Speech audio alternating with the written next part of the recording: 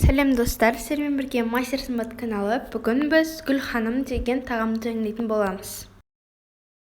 Ең алдымен біз қамырды дайындайтын боламыз. Ол үшін суға тұз салып, жұмыртқа салып, жақсылап араластырамыз.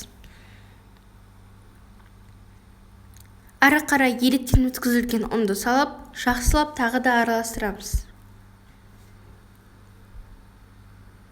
Мінекей осындай қамыр шығу керек. Енді біз салмасын дайындайтын боламыз.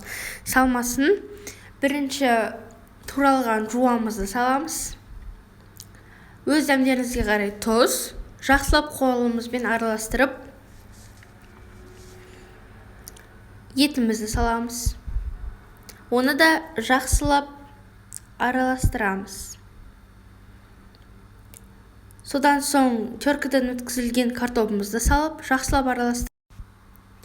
Өз дәмдеріңізге қарай дәмдеу.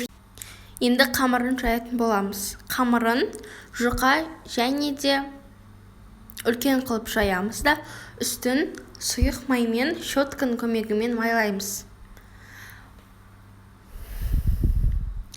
Дайын болған қамырымызды пышақ арқылы кесіп, жаңағы дайындалған салмамызды салып, видеода көрсетілгендей ораймыз.